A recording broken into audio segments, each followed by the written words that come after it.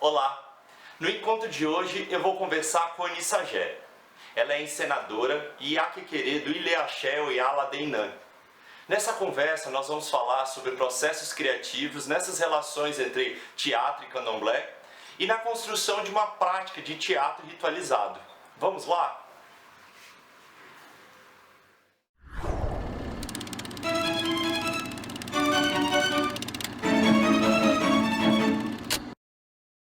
Anissagé, que bom estar aqui com você hoje. Eu quero muito agradecer a sua presença, que é uma grande presença.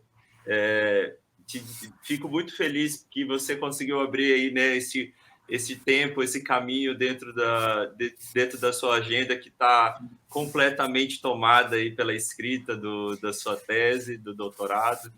É muito importante conversar com você. Você, né, é uma figura muito energética, muito importante aqui para a gente na cidade de Salvador, e eu tenho certeza que já consegue, né, abrir esses campos aí de uma forma nacional, e vai ser muito bom conversar contigo sobre os seus processos criativos, sobre, né, a forma com que você lida com o fazer artístico.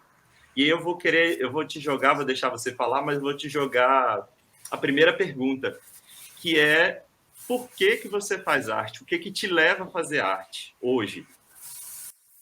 Oi, Matheus, bom dia, nesse sábado caloroso. Axé, obrigada pelo convite. Eu tenho uma relação muito especial com a Escola de Teatro. Quem é aluno foi meu colega, e quem foi meu aluno quando eu fui professor substituta sabe dessa relação. É uma relação de tensão muito produtiva, assim, muito saudável, porque os questionamentos são feitos para que esse espaço, esse lugar, possa cada dia mais atender de forma mais intensa e melhor a diversidade, né, de pessoas e de estudantes e de poéticas, enfim. Então, mas eu tenho um carinho muito grande pela escola, e participar de qualquer coisa relacionada a ela sempre me comove, me mobiliza, né? E essa sua pergunta é de tese, né? Tipo, pergunta de doutorado, não é nem mais de vestibular essa. Mas ela é boa, ela é importante essa pergunta, né? Porque ela faz você refletir sobre os sentidos do que você pensa e faz com relação à arte. Eu poderia te dizer um milhão de coisas, mas eu vou te dizer o que realmente é, ainda mais hoje, aos 41 anos de idade, 23 de carreira, é, me faz com que eu sempre pense isso. Por que eu faço arte? Para ser gente, para ser uma pessoa melhor. O teatro, ele junto, e aí eu não posso separar, porque foi realmente, historicamente, de verdademente, como diria minha mãe, de verdademente, minha carreira artística nasce junto com a minha vida religiosa de iniciada no candomblé. Então, quando eu saí dos resguardos do processo de iniciação, que voltei para a escola, no ensino médio, eu me dei de cara com um chamado, o chamado da cena. Foi quando na minha cidade começou um festival que eu tenho fé, ainda vou reaver, vou fazer, vou produzir esse festival, que era um festival competitivo, estudantil de teatro. As escolas da cidade disputando por meio do teatro. Então, essa convocação foi justamente, eu ainda iaô, ainda estava cheirando a boa ainda, como a gente fala no terreiro, né? Quando o iaô é novinho, a gente diz assim: tu tá cheirando a boa, menino, vai para lá.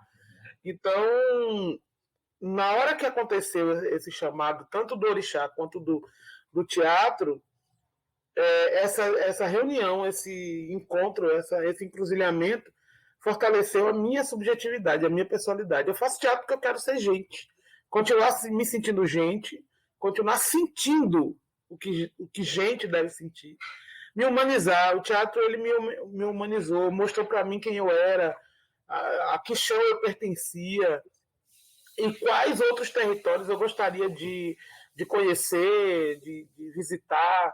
Então, é bem assim, corpo mesmo, é bem pele. O teatro me faz ser pessoa, ser gente. E mais do que ser gente, e que é tão interessante quanto ser gente, é olhar gente e ver gente, né? Olhar uma pessoa e reconhecê-la como pessoa, olhar um indivíduo e reconhecer a humanidade e a subjetividade dessa mulher, desse homem, né? Desse indivíduo. E a diversidade disso, né? Então, ser uma pessoa é muito complexo. E o teatro é esse lugar de complexidade, né? Tanto dele no seu fazer, quanto dessa compreensão desse lugar. E o teatro me deu tudo que eu sou, né? Assim, o teatro e o candomblé, eles são muito juntos. Eu não consigo separar mais, não. Acho que eu nunca consegui, viu? Porque eu nunca tinha parado para refletir. Essa reflexão vem muito com os estudos depois da pós-graduação. Então, assim, a mulher negra que eu sou hoje, a ativista, a militante, a sacerdotisa de axé, dialoga muito com a encenadora, né? Que se criou aí, experimentando na cena lagoense, em várias instâncias, no teatro estudantil, depois no teatro amador, até chegar no teatro profissional, e depois mergulhando nesse universo que é Salvador, escola de teatro, Teatro Vila Velha. Então, nossa, é uma profusão de mundos, na verdade. E aí eu gosto muito de pensar o teatro como chão, né? Porque no candomblé o chão é tudo. O chão é o princípio, quando a gente está dentro do axé, né? O chão é onde parte tudo. Antes de começar qualquer coisa, você saiu do chão, você bate a cabeça no chão, você dá dobale, que é a nossa forma ritualística de saudar o chão, que é tocar a cabeça, o peito, o umbigo, o sexo no chão, que é deitar-se no chão. Que as pessoas não sabem, mas a gente deita no chão primeiro para reverenciar os ancestrais, os antepassados, o plano espiritual. E aí a gente coloca as nossas zonas de axé, a cabeça, o coração, o umbigo e o genital, né, e o sexo, que são zonas de axé. E o teatro faz isso tudo se potencializar e de modo que eu possa compartilhar as vivências de uma mulher preta de axé no interior da cidade de Alagoinhas, o ponto de vista que eu enxergo da vida, né? Então, eu amo ser de teatro, não tenho crise com o meu ofício, sou enfermista, amo ser diretora, acho, inclusive, é muito importante que eu seja diretora. Ainda não é uma regra, ainda é uma exceção. Você vê uma sacerdotisa de axé ocupando espaços de concepção, né, de construção, de elaboração e de liderança dentro da cena, ou seja, dentro de um... que eu coloco muito teatro também como esse espaço midiático, né, que, infelizmente, por conta da televisão e do cinema, o teatro perdeu o espaço de mídia que ele tem, que é da natureza dele, inclusive, ser midiático, ou seja, falar aos montes, né? Falar às diversas comunidades, falar maciçamente e coletivamente. Assim. Então, eu ocupo esse lugar aí de uma sacerdotisa encenadora preta, que eu descobri agora, né? Estudando doutorado, é que eu entendi que é bem esse meu lugar, né? Eu sou uma sacerdotisa encenadora. O que é incrível, né? Porque a gente tem, pelo menos no século XX, a gente tem um movimento muito forte, né, de encenadores, sobretudo homens brancos, europeus, né, que vão buscar dentro de culturas, boa parte dessas culturas religiosas, né, elementos de trazer força, né, elementos de potencializar a sua cena, né? E ver, né, e estar vivo, né, conviver com a ideia, com a realização de uma mulher sacerdotisa, preta, encenadora, é incrível, né? Talvez seja o lugar que o teatro sempre teve, o teatro, a arte como um todo, sempre teve essa ansiedade para ter, né? E que ainda leva muito tempo, porque, né, o sistema impede, né? Vai impedindo de várias formas que isso se realize, né? Isso é muito incrível. Também me parece, sempre foi muito forte essa dificuldade de lidar na minha carreira com a ideia da capoeira e com a ideia do fazer teatral. E você falou ali do candomblé e do teatro, né, de que muitas vezes se confunde. E eu creio que quando você está em cena, né, dirigindo, construindo a cena, a gente tem muita clareza de que aquilo é teatro, né? E quando você está ali no candomblé, você tem muita clareza de que aquilo é o candomblé, que aquilo não é teatro. mas é porque é um corpo transitório, né? É um corpo que transita nesses lugares, que aí se confunde, que aí você traz conhecimento da sua experiência, do seu corpo encenador, e você traz consciência do seu corpo candomblessista para a prática artística, né? E é o corpo que transita nesse lugar, não é isso? Interessante você falar do corpo transitório, né? Quando eu comecei a fazer teatro, que é aquela coisa louca, você faz teatro sem ver teatro e sem ler sobre ele. Quem é do interior, quem é de cidade do interior, infelizmente com o pensamento político bastante ideológico de manter as classes populares cada vez mais esvaziadas de possibilidade de crescimento, né, de percepção, então sabe que você começa a fazer teatro sem nunca ter visto uma peça de teatro antes. Parece que é um pré-requisito, porque o teatro não chega. Hoje um pouco mais do que quando eu comecei, mas um pouco menos do que deveria realmente acontecer em toda e qualquer cidade do interior desse país, né? E aí, quando eu comecei a fazer teatro e não sabia de teatro, minhas referências eram extremamente televisivas. Então, as minhas primeiras peças eram assim. E não tinha muita elaboração, reflexão. É que quando eu entrei na cena, aconteceu um transe tão poderoso que eu equiparo ele ao transe do candomblé, porque quando eu rodei no Orixá pela primeira vez, eu tenho 23 anos de axé. A idade que eu tenho de carreira é a idade que eu tenho de Orixá. Então, por aí você já tira. Que eu tenho de iniciada dentro do candomblé. E eu nunca esqueci as sensações daquela primeira vez que meu pai, o Moluco, me tomou, né? Manifestou em mim. E aí, a cena foi assim também. Quando eu entrei no teatro pela primeira vez, eu comecei atuando, aquilo me tomou. Eu gostei muito daquela sensação. Eu falei, não quero mais ficar sem comer essa... Sei lá, é bom. E aí, eu não tinha muita reflexão. É óbvio que quando eu entendi que era isso que eu queria fazer na minha vida profissional, porque na cidade do interior você é impelido a não pensar em arte como possibilidade de profissão. Na cidade, nas capitais também, mas na cidade do interior isso é muito, muito, muito, muito material, inclusive, porque você experimenta o teatro na escola e depois alguém diz para você assim, mas você vai trabalhar de verdade, né? Vai procurar um emprego de verdade, vai fazer alguma coisa. E você realmente traça um duelo com a vontade de ser artista e a realidade da sua cidade dizendo impossível, isso não é para você. Então você foge, como eu fugi, como Luiz Antônio Sena Júnior fugiu, como Anderson Dantas fugiu, como, enfim, Nando Zambia, Fabíola Nassuri, se pica para Salvador, ou seja, para um centro mais próximo. E aí, nessa fugida para esse centro mais próximo, é que essas coisas foram ficando mais nítidas, de que o teatro que eu fazia, que eu dizia que me dava chão, precisava também expressar esse chão de forma mais efetiva. E aí o candomblé, ele surge de forma consciente, porque até então ele existia porque estava em mim, mas não porque eu tinha consciência dele. Na poética, eu falo, né? Na construção poético-estética da cena.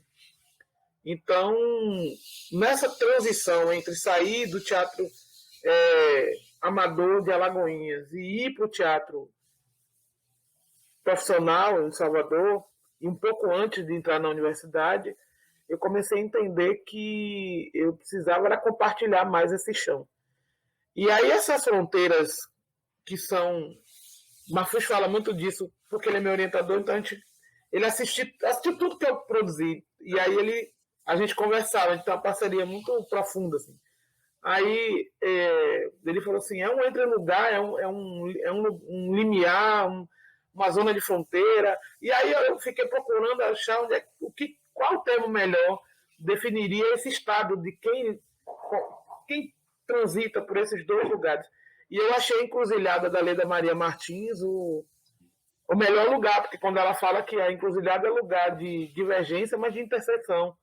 E eu acho que eu sou interseccionalizada.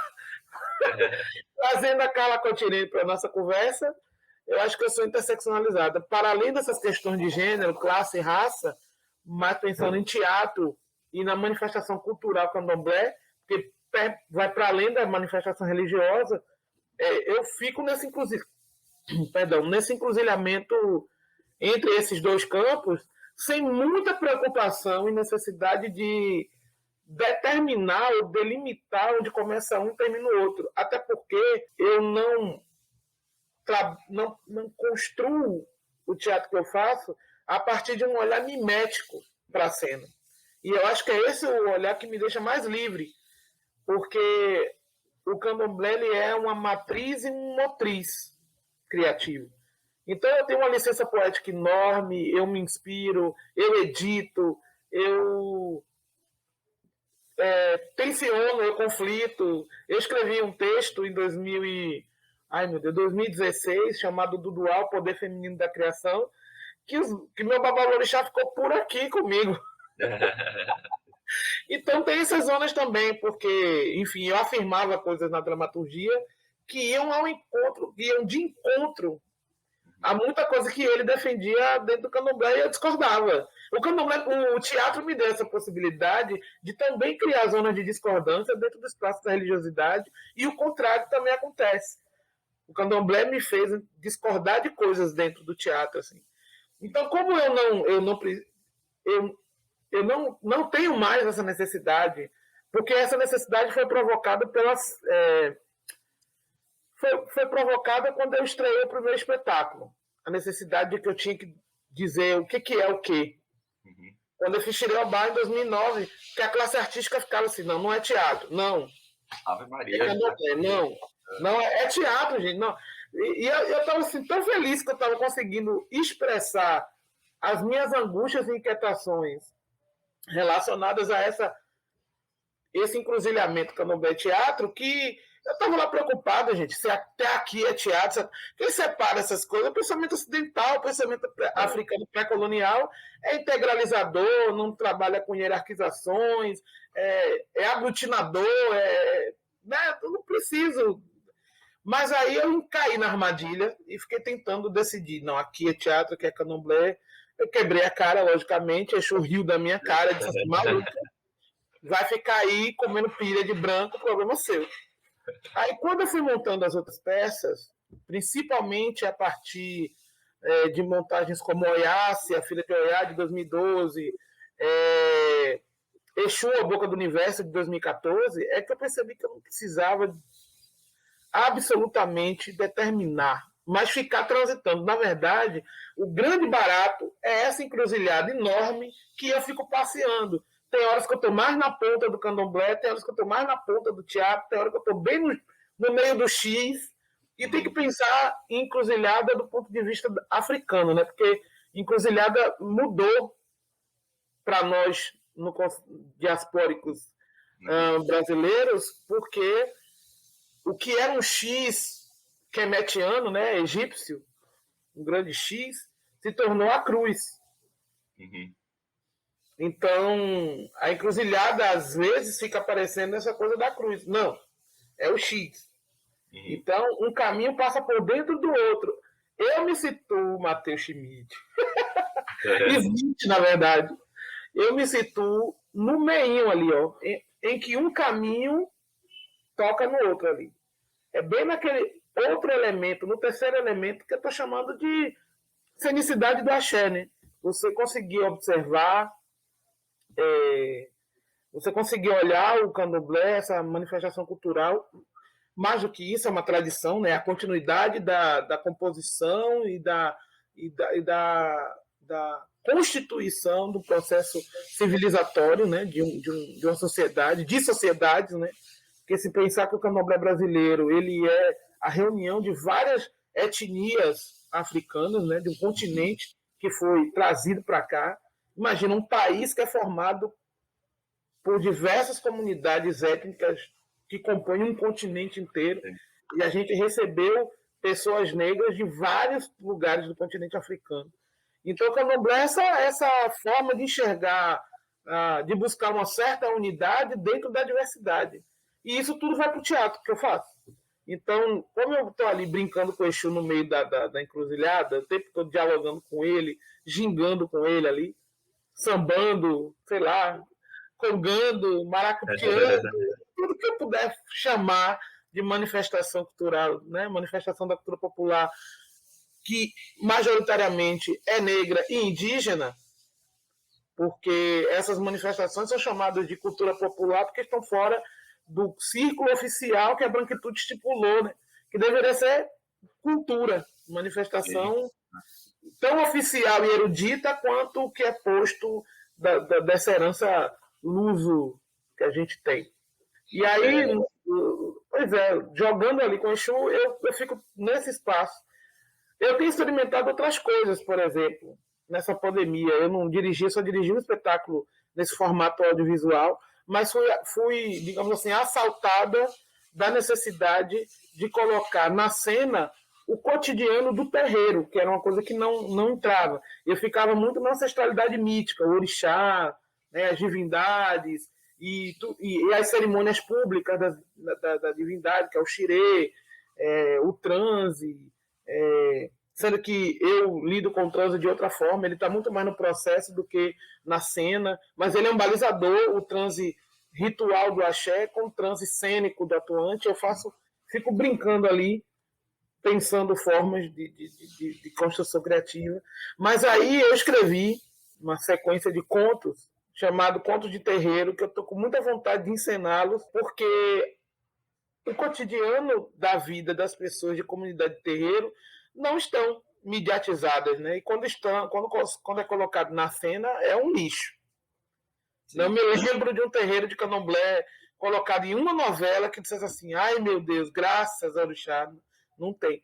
E aí a gente deixa de ser essa coisa exótica e passa a ter uma imagem mais orgânica, né? Porque a gente existe, pô, de verdade. Você não tem nenhuma cidade no Brasil que não tenha 2, 3, 20, 50 terreiros de candomblé, e a gente não fica vestido com roupa de festa todo dia, que nem a Globo faz parecer, e nem fica fazendo coisas para amaldiçoar as pessoas. Enfim, e aí eu fiquei nessa pira, como é que eu falo isso? Não é que é desdobramento, não. São outras camadas que eu ainda não abordei na cena, mas nesse corpo transitório que você fala, eu me sinto hoje muito livre de ficar, pô, agora eu vou fazer um negócio. Sei lá, se você pegar Xireobá, que é o primeiro espetáculo que eu fiz, e o Traga Minha Cabeça de Lima Barreto, você vê uma gradação nessa minha andança pela encruzilhada. Porque em Xireobá você vê, quase às vezes que literalmente, uma poetização da festa, da cerimônia pública no barracão. Quando você vai ver o Traga Minha Cabeça de Lima Barreto, você vê...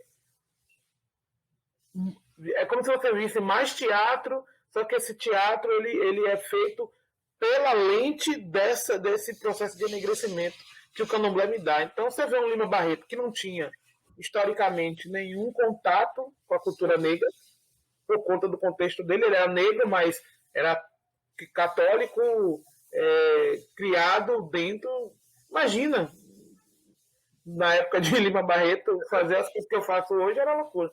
E aí eu pude entregar para o espectador um Lima Barreto em busca dos seus antepassados africanos. Um Lima Barreto que oferece a sua cabeça para ser autopsiada, porque as pessoas, não sei se as pessoas sabem, mas os eugenistas eles não ficavam escarafunchando o corpo, era a cabeça, né? Então era o cérebro e tal. E esse cérebro é uma cabaça, e essa cabeça é uma cabaça, esse cérebro é um conglomerado de búzios. Então é uma cabeça negra, é uma cabeça que tem origem, que tem chão, que ela não veio de qualquer lugar, não é qualquer cabeça. Então quando a peça termina, ele está todo vestido numa roupa cerimonial negra. Eu pude brincar poeticamente com o processo de enegrecimento do Lima Barreto. E isso tem a ver com o tipo de gradação utilizado ali. E aí eu vou ficar rodando, né? O que é o candomblé se não girar, rodar? É o que eu estou fazendo. Então eu sou mais do que... Acho que transição nem dá conta, né? Transitório nem dá conta, porque... Quer dizer, dá se você pensar no radical de trânsito, né? É isso, é verdade. É uma gira, eu fico o tempo todo girando ali, ó, rodando seu próprio corpo e rodando em torno da encruzilhada.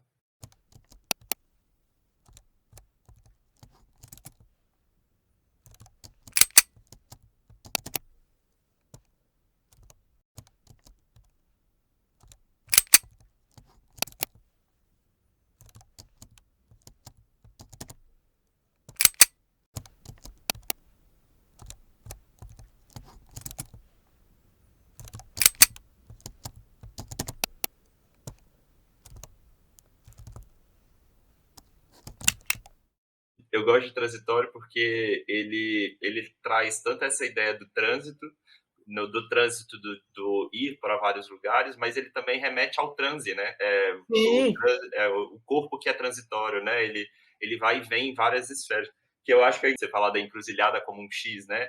Esse X, ele às vezes ele pode ser um asterisco, né? Ele pode ser assim, múltiplas pernas, né? Ele pode te levar para caminhos que você nem sabe para onde ir, né? Que ele pode ser múltiplo, né? Eu verdade queria te verdadeira. perguntar, eu queria te perguntar, porque é uma coisa que também me parece ser muito importante essa reflexão. A prática, essa prática desse teatro ritualizado da própria prática religiosa, ela pressupõe um rigor muito grande, né? Ela, por mais que seja um caminho de liberdade, né, na minha pesquisa lá eu trago o Kaiowá falando sobre Ludus e Paideia, né? De você viver a liberdade da Paideia, mas que para viver essa liberdade a gente precisa do contorno das regras, né? Do rigor de regras específicas para que aquilo aconteça. E eu queria que você me falasse como que para você, como que você constrói, como que você visualiza essa perspectiva, né? Do rigor, da disciplina do fazer, da disciplina dessa construção para viver essa liberdade desse teatro ritualizado ou da própria prática religiosa espetacularizada, digamos assim. Pois é, então. Você chegou num ponto que é um dos pontos de tensão dentro desse processo de criação. E é o ponto de tensão entre eu e os atuantes, né? É onde, digamos assim, a porca torce o rabo. É onde ele vai continuar fazendo espetáculo, ele vai sair, porque a dinâmica muda. Por que eu estou falando isso? O ritual, ele é uma expressão da... Ai, meu Deus. Que essa palavra é perigosa, mas eu não consigo achar uma melhor agora. Mas ele é a expressão de uma verdade. Você não consegue estar dentro de terreiro. Aqui tem gente que consegue, eu não consigo. Você está ali na roda, ali no barracão, fazendo um xirê, uma cerimônia para o orixá com o coração sujo, com a cabeça. Por exemplo, se minha mãe, se ela estiver zangada com o filho de santo, ela não consegue fazer nada para o filho de santo. Ela liga para ele e diz assim: vem conversar, a gente tem que conversar. Aí se acerta primeiro para depois. Por quê? Porque o ritual, ele evoca e invoca energias de vários lugares. E ele só consegue se estabelecer com o alinhamento dessas energias. Então vamos pensar o trânsito do orixá, só para você entender como essa coisa não é fácil. Para o orixá se manifestar no Iaô, na pessoa, né, que roda no Olegum, que é a pessoa que roda de santo, que é o meu caso, eu sou o Omon Orixá Omolu e eu sou o Omon Orixá Elegum, porque eu entro em transe ritual. Para que isso se estabeleça, deve acontecer um alinhamento energético entre o fragmento de Omolu que está na natureza, mais o fragmento de Omolu que está no plano espiritual, que é o Orum, mais o fragmento de Omolu que está em mim. Porque você não recebe a totalidade do orixá no seu corpo, porque não dá você explodir. Imagina uma divindade que é um elemento da natureza. Não tem como. O Molu é elemento terra. Eu não tenho como receber a terra toda no meu corpo. Então, na verdade, o transe ele é quando o orixá se manifesta e a palavra certa é manifestar e não possuir, porque não é uma possessão, não é de dentro para fora, é de fora para dentro. Desculpa, não é de fora para dentro, mas é de dentro para fora. Então, você tem que passar pelos rituais propiciatórios para que essa conexão se estabeleça. Então, você chega no terreiro, você vai direto para o azacá toma banho, bota sua roupa de ração, ou então, se já é a roupa para a festa, você já bota sua roupa cerimonial, você toma banho de folha específico para aquela cerimônia, você come alimentos voltados para aquela cerimônia, aí você passa pelos procedimentos que antecederam aquela cerimônia final, porque a festa pública ela é a última cerimônia de uma sequência de cerimônias internas. No teatro, dado devidas proporções e levando em conta um trabalho artístico de um trabalho religioso, de uma certa maneira, o modo como eu fui construindo e experimentando, alguns princípios são levados para lá, como, por exemplo, a preparação para esse corpo entrar em cena, a manutenção da energia, tanto durante o processo quanto durante a temporada, que é o meu maior desafio. Eu ainda não cheguei no que eu quero com relação a essa dinâmica dessa disciplina. Então, imagine que para fazer um espetáculo que eu faço, o ator ele não pode chegar no teatro 1 hora antes. Ele não pode. Não dá. Ele tem que preparar esse joelho, ele tem que preparar esses cotovelos, ele tem que preparar essa cabeça, ele tem que preparar esse fígado. Ele não pode chegar 1 hora antes, botar o figurino, comer uma maçã, bater um texto no camarim e entrar para fazer a cena. Ele não vai dar conta, não só não vai dar conta de fazer a peça, como vai se machucar. Vai machucar vocalmente, vai se machucar corporalmente, porque a gente lida com uma coisa... Ai, meu Deus, eu vi isso num livro, agora eu não vou conseguir lembrar. Mas, enfim, eu estou falando de um estado, da instalação de um estado. Né? E aí, cruzando aqui várias figuras, né? Pegando um pouco do Eugênio Barba, quando ele fala de pré-expressividade, quando ele fala de irradiação. Então, o ritual, eu me ancoro, assim, me coloco ali, bato minha cabeça, né? Digamos assim, para o ritual, deito ali nos pés do ritual, porque a cena que eu acredito é uma cena que irradia, é uma cena que mostra uma presença transfigurada, né, transmutada. O espectador, ele não assiste, ele participa de uma experiência, de uma vivência, de uma parada para além da racionalidade, de compreender a mensagem que a peça está dizendo. Então, por exemplo, se você assiste o Pele Negra, Máscaras Brancas, que foi um desafio gritante, assim, brutality para mim, porque o Aldri escreveu um texto, pegou o livro do Fanon e adaptou para o teatro, então é uma tese de psiquiatria. Qual é a felicidade que tem uma tese de psiquiatria, velho? Porra, como você coloca uma tese de psiquiatria em cena de modo que ela vai interessar quem vai assistir, porque defesa de tese, a depender de quem esteja fazendo, é um saco. Geralmente. Porra, né? Então, assim, porque fica tudo muito aqui na zona do racional, né, desse pensamento mais... Aí eu fiquei assim, eu tenho que criar uma estratégia. Então eu entendi o seguinte: o pensamento racional, ele esfria a relação, porque ele distancia, você passa a observar um negócio. Eu precisava ficar brincando de esquentar e esfriar, o ritual esquenta. Porque o ritual traz poesia, o ritual traz essa multidimensionalidade, né? O plano do invisível se tornando visível na cena, a irradiação da energia. Você começa a assistir o espetáculo e as pontes de compreensão, as portas de compreensão são outras que a racionalidade do que a personagem está narrando, falando. Você vai, sei lá, você vai lidar com o imaginário, com o imagético, com as sensações, enfim. Então, nessa brincadeira de esquentar e esfriar, eu falei para a Audrey, olha, eu vou mexer no seu textinho, vou ter que dar um editado. Então, eu fiz um espetáculo que tinha zonas ritualísticas enormes, extremamente coreográficas, cantadas, que exigiam afinação, concentração, precisão. E aí, o que acontece? A gente tem, e eu acho que isso talvez, eu não posso falar isso pelos outros lugares, mas isso é muito presente no cenário teatral de Salvador, dos atores acharem, né, os atuantes acharem, eu chamo ator de atuante, os atuantes acharem que o espetáculo estreou, o processo acabou. É só repetir o que marcou. Mas não é. Não. Porque no candomblé, Matheus, todo mês aqui em casa tem uma cerimônia.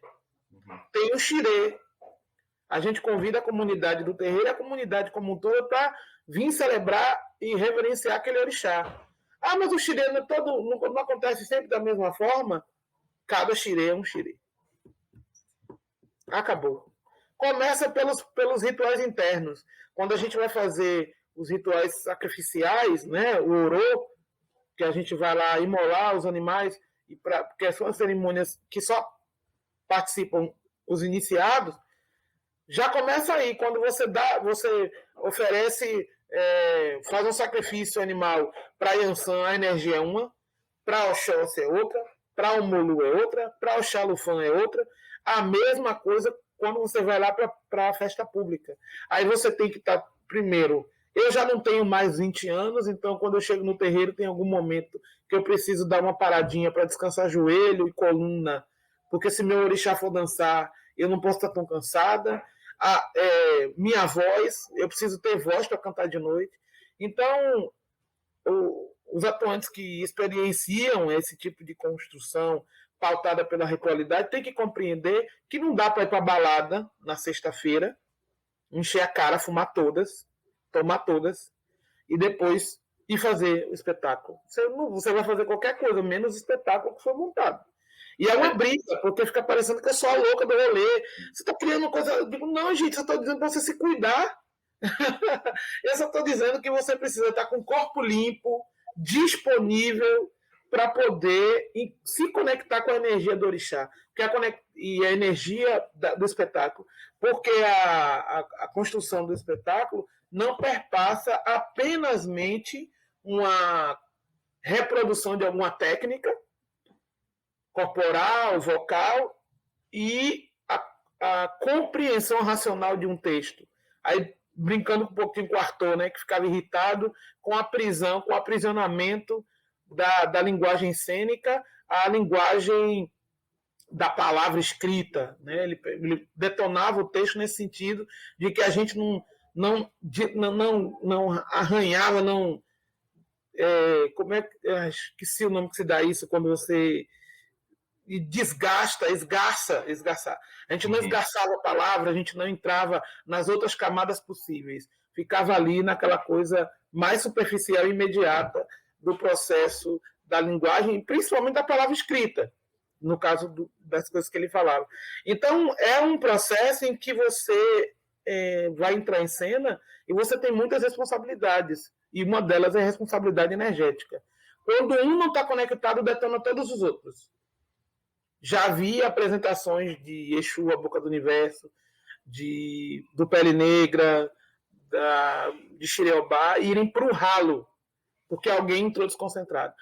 Mas no teatro tem que ter concentração em qualquer teatro. Eu digo, é verdade, mas em um teatro ritualizado, onde o ritual é a base de construção daquela cena, isso é um pressuposto, é que nem você querer fazer o espetáculo e não saber o texto.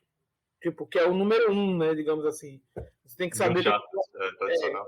De um teatro tradicional. Se você entrar numa peça realista e não souber o diálogo, você vai fazer o quê? Você vai improvisar? Não vai. Até consegue, mas enfim, não vai ser bom.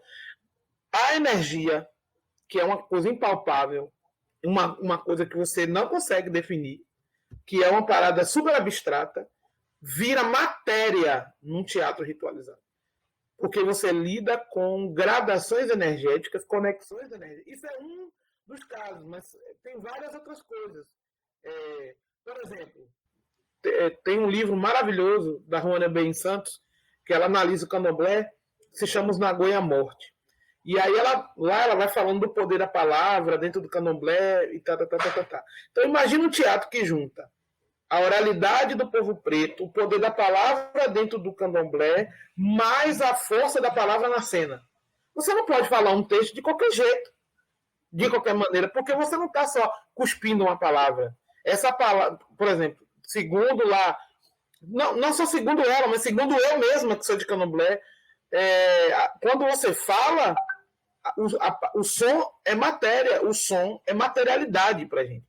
Isso é tão sério que quando o orixá chega, no transe ritual, né, do axé, quando o orixá chega, a primeira coisa que ele faz é emitir um som. Esse som é linguagem, porque por meio desse som eu sei quem é o orixá, se ele chegou de bom humor, se ele chegou de mau humor, se ele está satisfeito, se ele não está satisfeito. Quando ele quer me dizer que gostou de uma coisa e emite o ilá, né, que a gente chama de ilá, chama de quer, esse som que o orixá emite, quando ele emite esse som, você consegue saber exatamente o que, em que circunstância a divindade está se colocando. Então, imagina que falar uma palavra de um texto dentro de uma peça como essa não é estar em casa conversando com alguém, é imantando materialidade sonora na cena, trazendo para cá, porque cada palavra é um desejo, cada palavra é a manifestação de uma intimidade ancestral. Você está batendo na porta dos ancestrais, você está falando, aí você larga lá. Eu sofro, eu ainda sofro. Não, eu tô aqui chorando junto com você, porque é o mesmo pensamento, assim, não dá, simplesmente não dá. Eu acho que a gente tem isso de forma geral, tá? Eu não acho que é só aqui em Salvador, não é só na Bahia, não, é de forma geral. No país a gente vê isso com muita frequência. Um vício por um ensaio, sabe? Ensaiar no sentido de repetir marcações e aí a apresentação vira um produto desse ensaio, que é que alguns encenadores falam em cristalização, né? Aquilo dali está cristalizado, você não consegue se mover dentro daquilo, né? Enquanto esse último século, o século 20, 21 já é bastante forte nesse entendimento de que o momento desses encontros que a gente entende como ensaio é um momento de manter vivo, né? De fazer aquilo dali ganhar força, e cada cena, cada dia, ele precisa estar vivo. Eu vou para dentro da minha perspectiva de pesquisa, dentro muito da noção de jogo, né? O jogo, quando você está no processo de construção do processo criativo, você está construindo o jogo, você está, né, construindo as regras, percebendo esse jogo, como vai acontecer. Por mais que você ensaie um roteiro de como esse jogo se desenvolve, é só jogando que você vai fazer esse jogo se realizar. Se você for para a cena, né, se você for para o dia e mostra como você construiu o jogo sem jogar, não faz sentido, né? E é muito triste quando você vê processos criativos, né, coisas acontecendo que às vezes é potente e não vê esse reconhecimento, né, de que você tem que se voltar para aquilo por inteiro, de estar ali o tempo inteiro, de ficar 5 horas ali antes de apresentar, para poder se construir como um todo, né, e ritualizar esse processo como um todo. Eu sinto muita falta, né? Isso é algo que nos faz falta dentro dessa cena teatral, né? Às vezes, e muitas vezes a gente briga com essa cena, né? A gente fala, não quero mais fazer isso, porque desse jeito não vamos chegar a lugar nenhum. Matheus, você sabe o que mais me irrita nessa... Você falando assim, me dá um alento, um acalento no coração. Mas assim, você sabe o que mais me deixa irritada com isso? É assim, fica parecendo que é individual, tipo assim, é o Nissagé que está criando isso. É Matheus que está... os atuantes, eles não entendem que o que a gente está falando vocês estão traindo o teatro.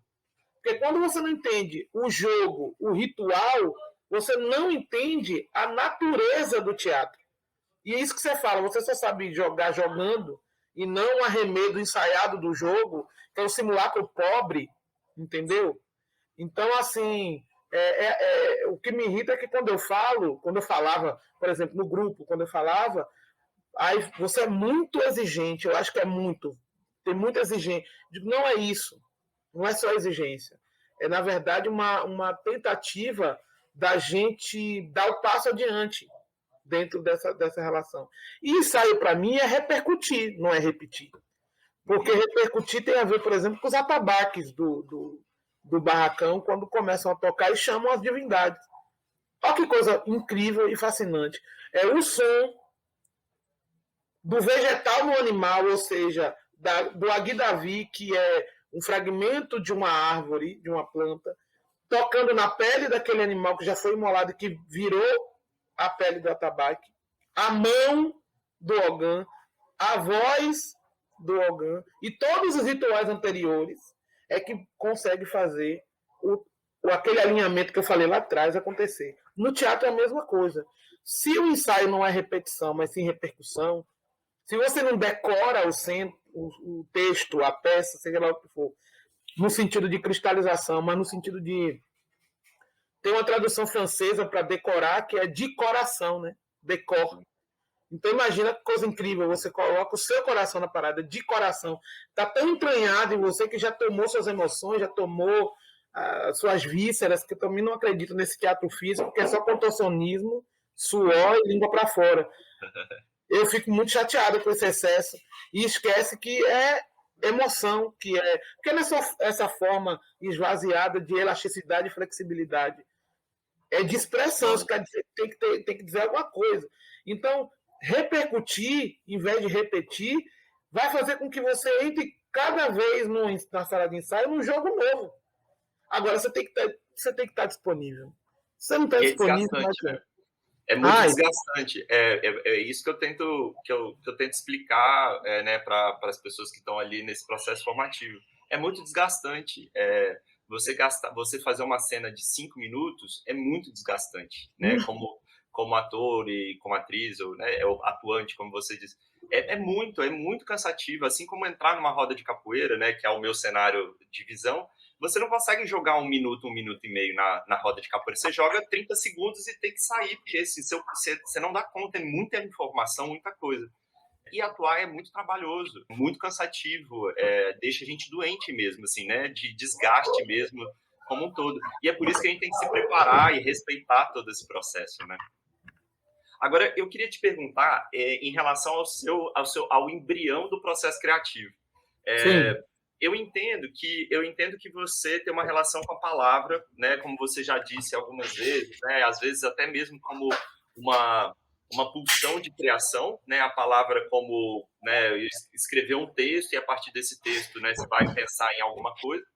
Mas eu queria compreender como que para você é esse embrião do processo criativo, da condução da criação com as atuantes e os atuantes para o fazer, né? Como que você dá esse start de uma ideia e para uma construção?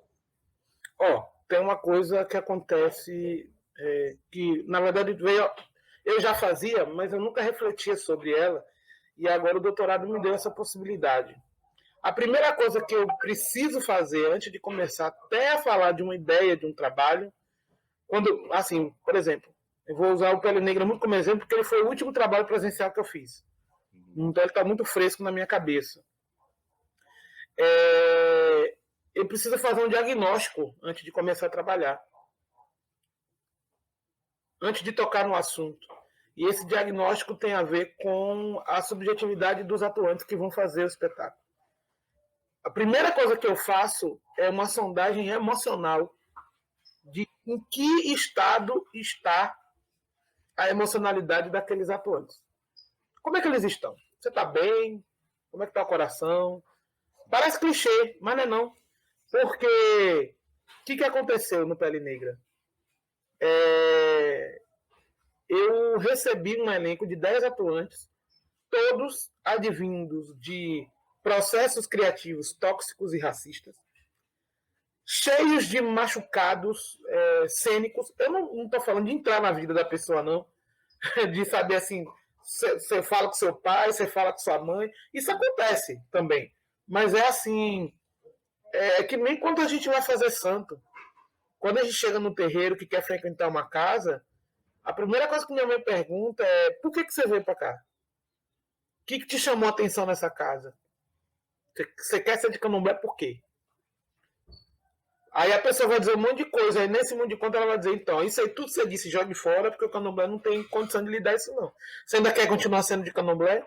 A mesma coisa. Só que assim, quando os atuantes chegaram para mim, eles estavam, a maioria deles, deprimidos. Eu tinha de 10, 6 atuantes tomando antidepressivo, Rivotril, tendo crise de ansiedade.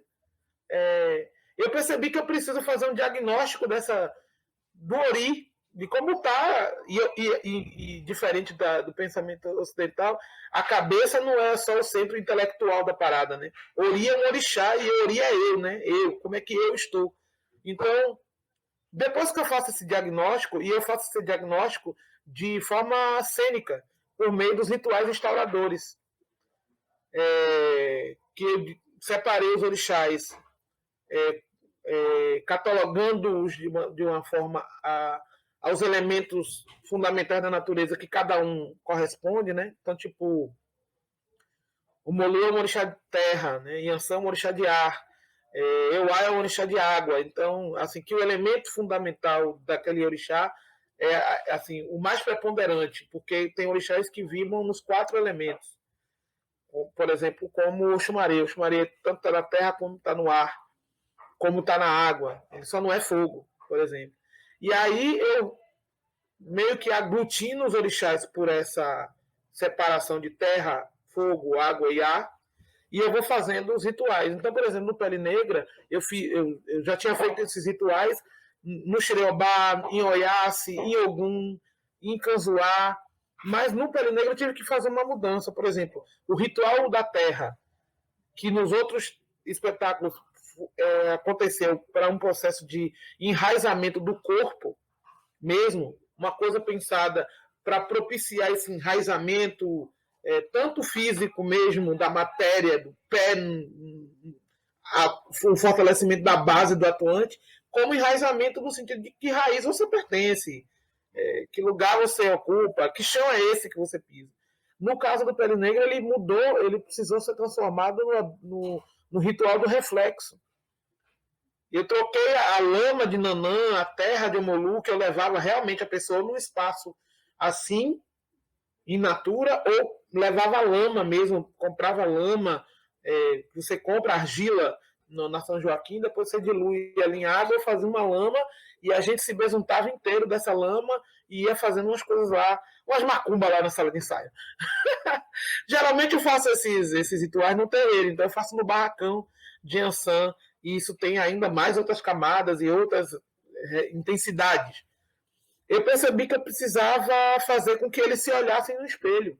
Então, eram 10 atores nus numa sala de ensaio, diante de espelhos de corpo inteiro. Durante 3 horas e meia, eu fiquei sentada cantando, e a única indicação que eu dei é se olhem. E eles tiveram 3 horas e meia para se olhar. E aí foi engraçado que depois, na roda, para conversar, eles diziam assim, eu nunca passei tanto tempo me olhando. Uhum. E o que aconteceu foi inúmeras coisas. Inúmeras coisas aconteceram durante esse processo de ficar se olhando. E uma das reverberações foi, eu fugia da minha imagem, eu não gosto do que eu vejo, e blá, blá, blá, blá. Mas você acha que para fazer teatro você tem que fazer psicologia? Eu digo, né? Porque eles é diferente de eu chegar e dizer, gente, vocês são bonitos, que não sei o quê. Mentira, fica aquela coisa retórica, blá, blá, blá. Não, gente, dá uma olhada aí, vamos ver o que isso significa. E depois trocar. Então, nesse ritual do reflexo, que foi o ritual da terra, só que a terra sendo o seu corpo, o chão sendo você, eles começaram a expressar as fragilidades e as dificuldades. Aí alguns eu digo, você tem que tomar ebol, outro eu disse, você tem que procurar um terapeuta, outro eu disse, você tem que conversar mais comigo. E nisso eu consegui adentrar numa intimidade. E aí, para fazer teatro ritual, não dá para você não ter intimidade. Você entra na vida da pessoa, bem. Acabou. Ela vai ter que confiar em você, senão ela não consegue fazer. E você tem que ter muita dignidade, muita ética, porque você, como uma sacerdotisa no terreiro de Candomblé, precisa ter muita ética, porque aquilo que saiu no jogo de búzio, ela não pode espalhar para o terreiro todo. Os problemas daquele filho de santo, que ele confidenciou a ela, tem que ficar com ela. Então, imagina, por isso que Yalorixá vira e mexe, tem que fazer umas coisas na cabeça, é muita coisa, velho. Vira e mexe, minha mãe, vamos ali tomar um bori, minha véia, vamos dar uma comida nesse ori aí, porque minha mãe sabe da vida de todo mundo, tem que dar conta da vida de todo mundo, inclusive da dela. A gente despeja nela, ela despeja aonde?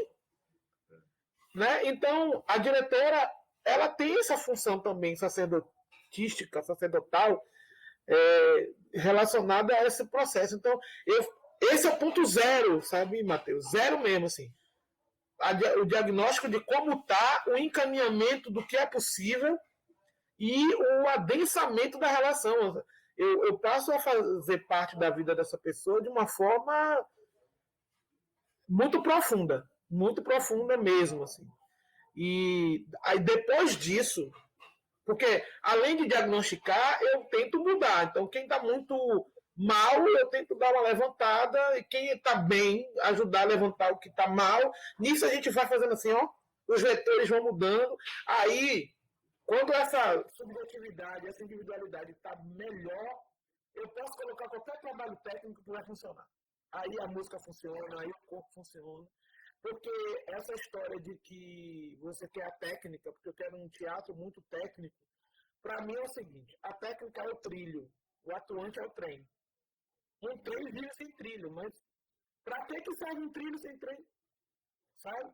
Então eu vejo, eu digo porque eu também, quando eu comecei a fazer a Pele Negra, estava colecionando processos tóxicos, processos abusivos, processos em que eu terminava e eu só queria que acabasse a temporada, eu não queria mais voltar para a peça. Porque a gente não conseguia se relacionar, porque a pessoa ela não conseguia superar questões de foro individual, sabe? Assim, quando você mina um processo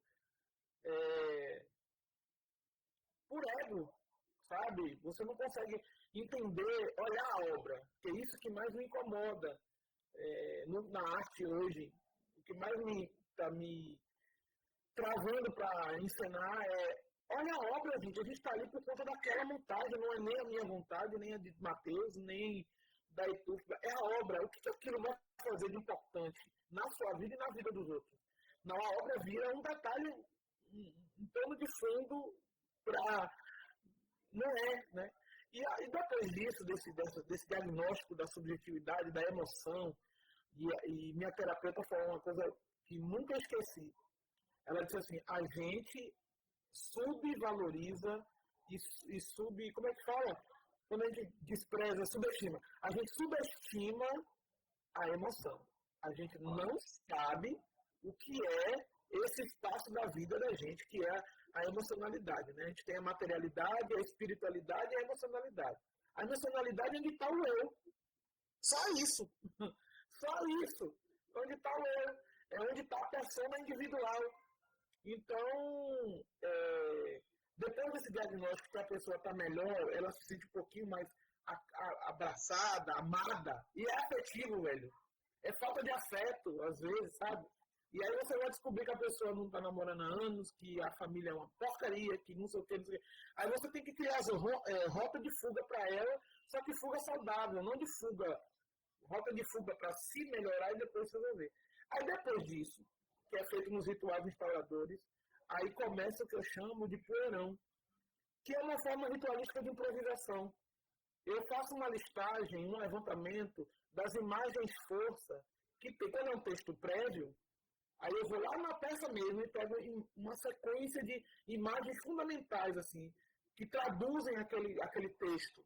E aí eu dialogo muito com o autor, assim, porque eu sou encenadora, gosto de assinar, blá, blá, blá, blá, mas eu respeito o texto pra caramba, eu gosto muito do trabalho do autor.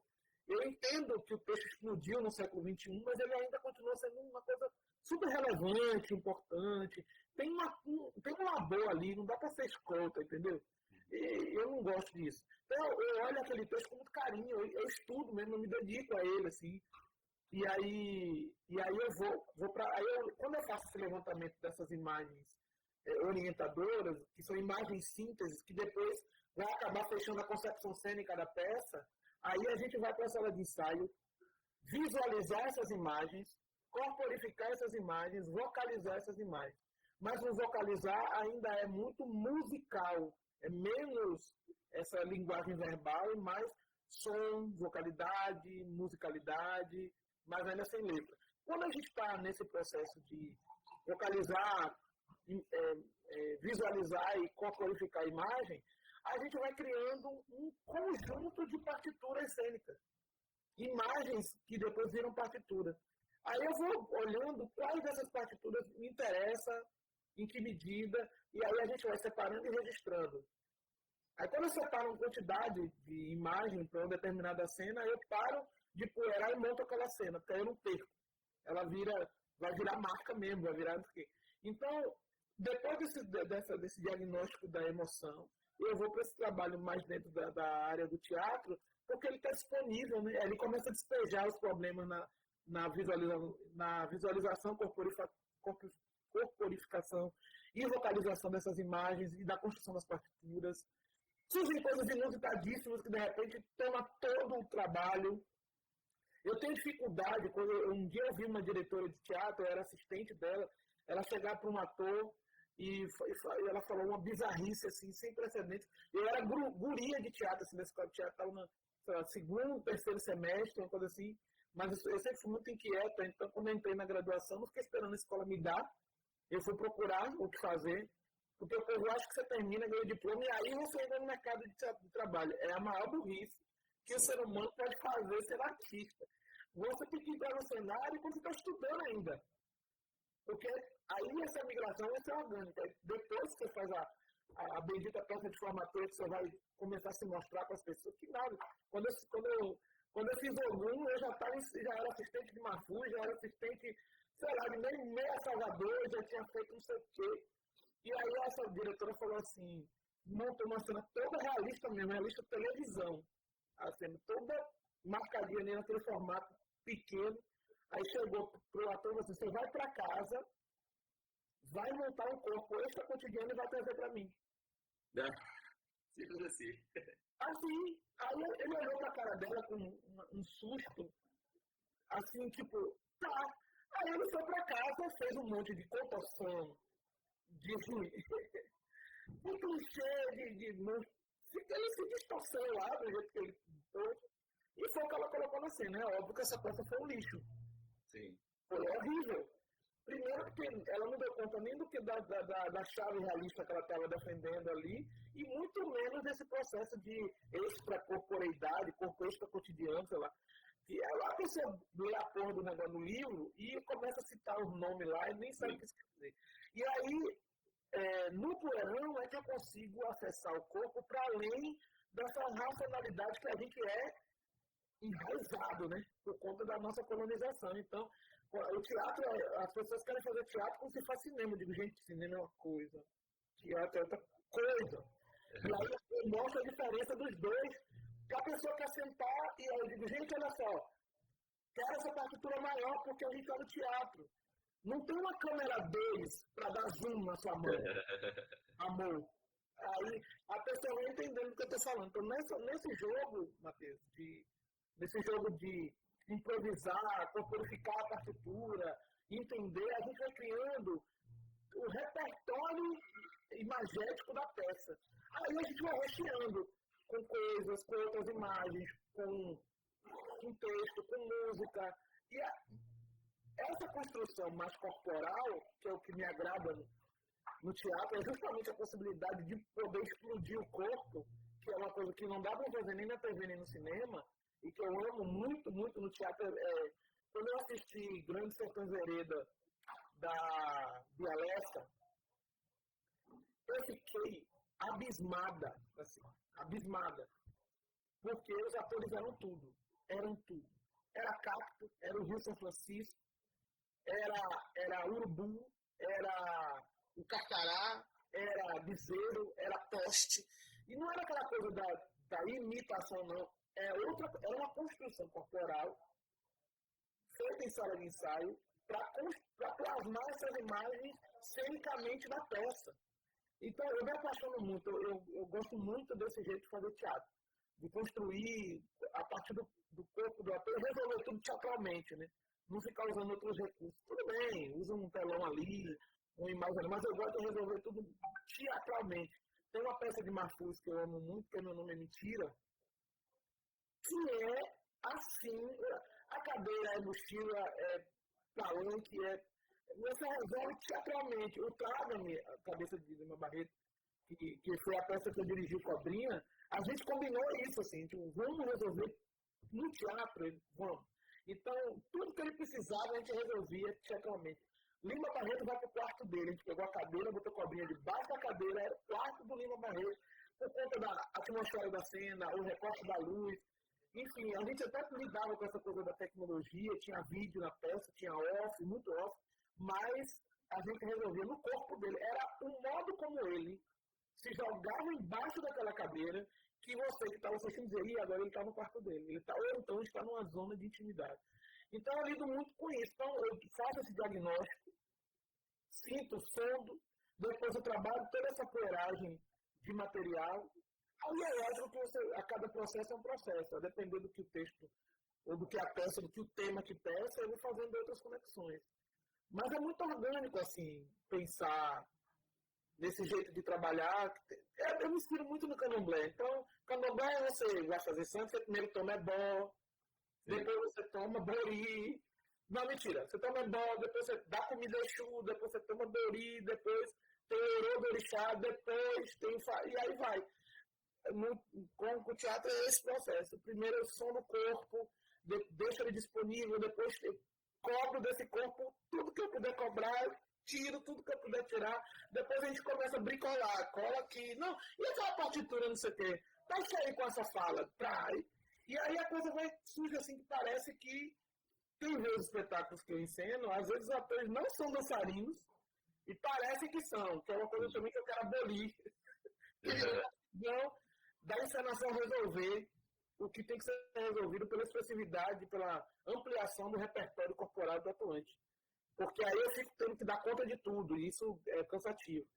E é por isso que eu fico provocando os atuantes, quando eu dei aula na escola e também no NATA, falando assim, ó, a gente precisa ampliar o nosso patrimônio imaterial e material cultural individual com as nossas experiências de vida e precisa ampliar esse repertório imagético e corporal, e não dá para ser na sala de ensaio durante o processo, tem que ser um processo antes. Você tem que me trazer possibilidades, por isso que eu falo, vai fazer capoeira, vai fazer dança afro, vai, sabe, mergulha de cabeça em alguma manifestação da cultura popular.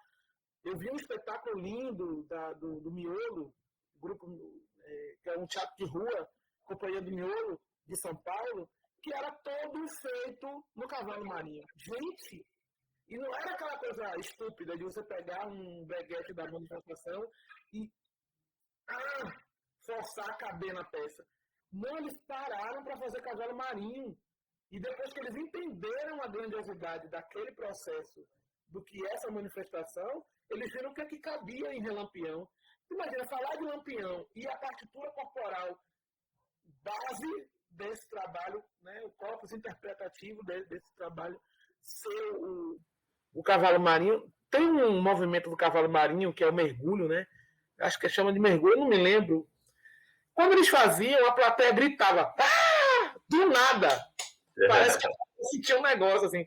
Porque o corpo da gente fazia assim junto com eles. E era na rua, velho. Todo mundo em pé naquele rodão lá. Sabe? E aí, eu acho que eu tô muito queixosa, mas eu acho que é a fase. Queixosa, assim, eu acho que o nosso teatro pode ir mais, sabe? A cena, ela pode ir mais. E tanto eu cobro isso de quem está dirigindo, como eu cobro isso de quem está atuando, assim. Essa entrega para essa... Porque não é só o diretor e a diretora que são sacerdotes, não. Eu considero os atuantes os iaô do teatro, né? Sim. Então, a função de um iaô dentro de um terreiro é a continuidade, pô. Esses iaôs serão os futuros abomes. Ou seja, se hoje eu sou filha, eu fui filha 16 anos da minha vida. Eu fui iaô 16 anos. Agora eu sou abome dentro de um terreiro, eu sou mãe. Antes eu aprendia, agora eu tenho que aprender e ensinar. É a mesma coisa, pô. São os guardiões da continuidade do teatro. E eu sinto que está meio jogado fora, assim, sabe? A gente está meio sem tesão. Eu acho que também é uma reflexão importante para a gente repensar a formação também na universidade, né? Eu acho que tem muitas coisas que precisam ser repensadas mesmo, justamente porque quando a gente vê alguns resultados e vê, né, o mercado de trabalho, as pessoas que estão atuando, que vêm da escola, esse pensamento seu é muito raro, né? E isso não deveria ser raro assim, né? Isso deveria ser o que a gente está construindo, né? Dessa perspectiva tanto da atuação como da direção, como um pensamento como um organismo vivo, né? Não como uma reprodução de técnicas mortas e de coisas mortas, né? Mas leva tempo, a gente tem que crer. Eu falo que eu sempre sou... Eu como educador, eu sou sempre uma pessoa do ideal, né? Então, eu estou sempre pensando que vai dar certo, que é possível. Trabalhar um pouquinho, a gente vai dar certo. Eu acho que tem uma mudança... Está rolando uma oportunidade grande agora, Matheus. Porque a pandemia ela antecipou o futuro, né? Uhum. Então... Porque, imagina, eu estou aqui com você nessa plataforma conversando. Isso antes era usado para altos executivos. Hoje, meu filho foi chamado de... Abre uma sala no Zoom, tem 10 anos.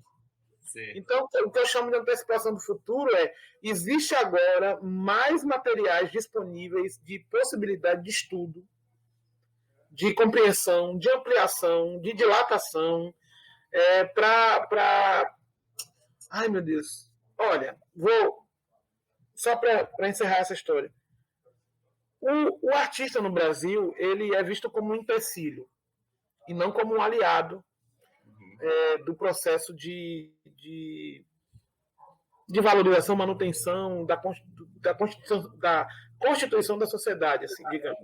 O artista é muito importante, mas para os governantes ele não é importante porque a arte gera criticidade, gera compreensão, dilatação de compreensão, de percepção. Em todos os níveis, né? Na cabeça, no coração e na espiritualidade. Então, existe um movimento sistemático para botar a autoestima do artista sempre no chão, como se ele não tivesse tanto valor assim. Só alguns poucos escolhidos que são colocados dentro de alguns espaços midiáticos de massa, que são esses... E não é verdade. Quando você é escolhido pela arte, porque é que nem, para mim, a arte é que nem no candomblé. A gente não faz catequese, não fica batendo na porta de ninguém aos domingos, porque não é você que escolhe o terreiro, é o candomblé que te escolhe, é o orixá que te escolhe. Então, não vou precisar nunca fazer... Olha, Matheus, se eu fosse você, botava um jogo que não sei o quê. Eu até preciso dizer isso, mas eu só vou te dizer isso porque em alguma instância você me deu essa possibilidade de te dizer isso. Eu não fui na sua casa no domingo fazer isso. E dizer que Exu salva e só Exu é o caminho. Entendeu?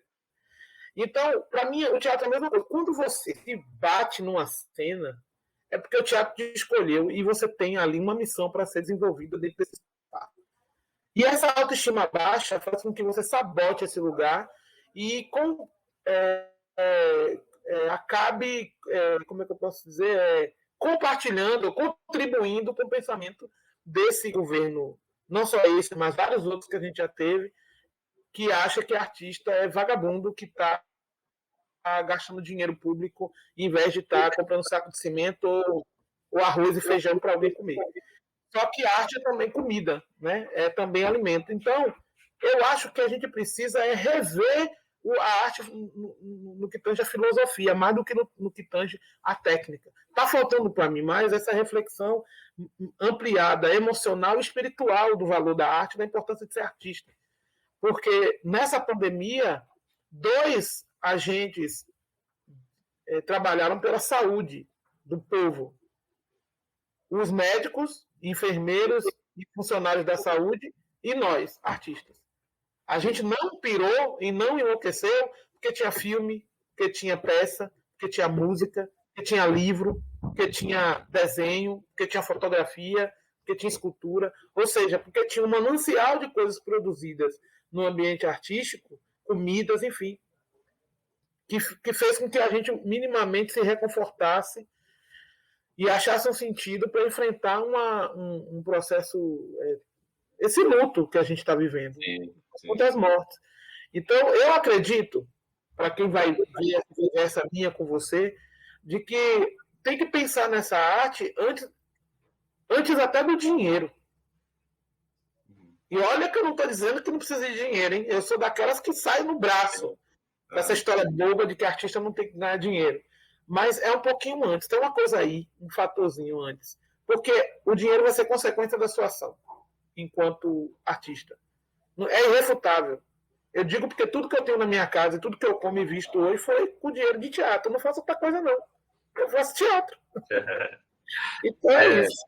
E é focar também no processo, na transformação, né? No processo criativo e não no aplauso, né? Não esperar o aplauso, né? Não contar com o aplauso, contar com o processo, né? Com o processo de transformação.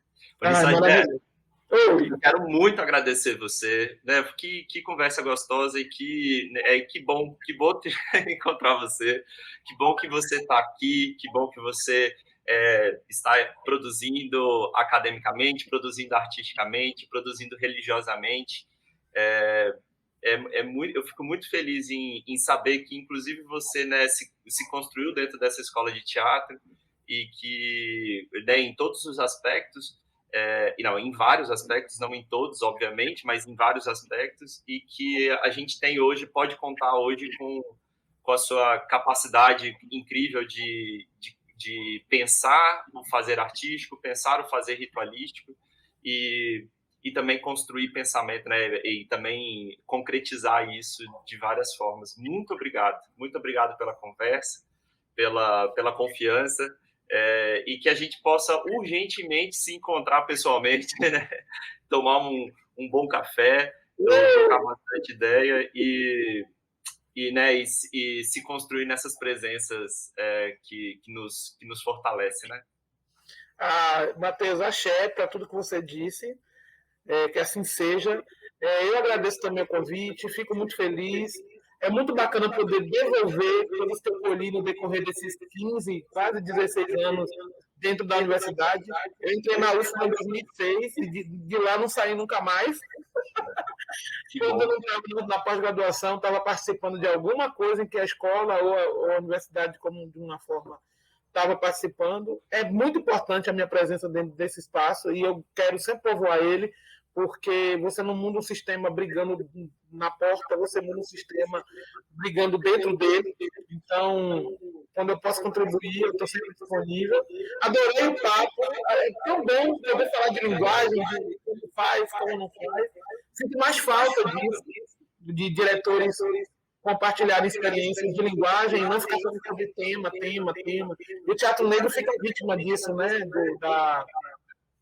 Da coisa da temática. Né? Eu passo mais tempo explicando quem é Exu do que como foi que eu fiz a peça, sabe? Eu tenho ficado bem cansada disso.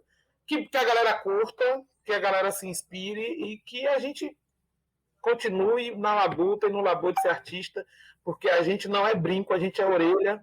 Qualquer pessoa sai sem brinco, mas ninguém sai sem orelha. Então, a gente é uma peça fundamental da constituição da sociedade e não há revolução possível sem saúde psíquica. Então, cuidem de seus oris, você cuide do seu e a gente se veja aí. Com certeza, quando essa presencialidade for possível, a gente vai marcar esse encontro aí para tomar um café, para tomar um vinho, para partilhar coisas e vai ser um prazer enorme.